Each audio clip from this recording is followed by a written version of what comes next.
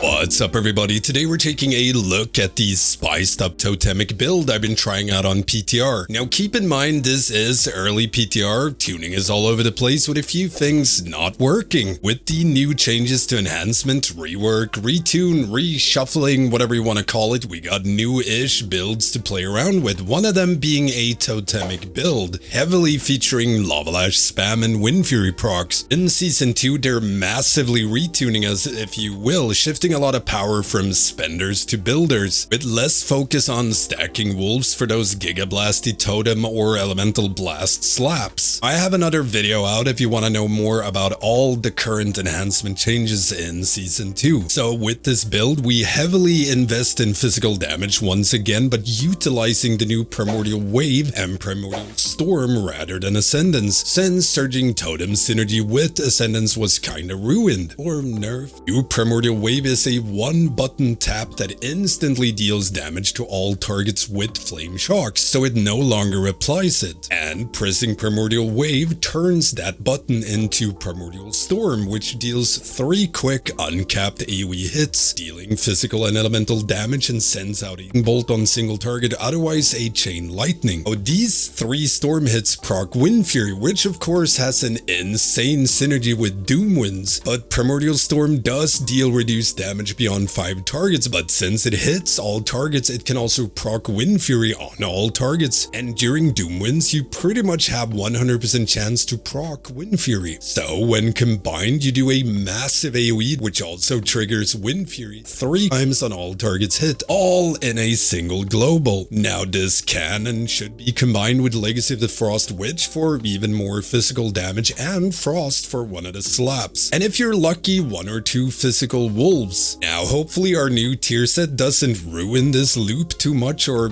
hopefully it gets changed, because our current 4 set is RNG reduction to Doom Wind's cooldown, which in itself isn't a bad thing, but a lot of the time it just offsets Doom Wind, Primordial Storm, Sundering, or line up, which is not the best feeling, especially for a tier bonus. On top of this, since we're running Totemic, we get reactivity, something we already have on live, but we never use Lava Lash. With the retuning, we now get to enjoy this marvelous talent. Rich's Hot Hand makes Lava Lash cast Sundering at 50% effectiveness, and it doesn't incap anymore, or interrupt. Now each Sundering deals a ton of damage in itself, but can also proc Wind Fury on all targets hit. It also looks visually pleasing AF, but also generates a ton of Maelstrom on AoE, less so on single target. And we of course also get Sundering and Molten Thunder, which did get changed to only proc off itself rather than Stormbringer resets having a chance too. So it is a lot more deterministic now. In each regular Sundering, not Lava Lash Sunderings, also proc our Earth Surge talent for a bigger totem slap.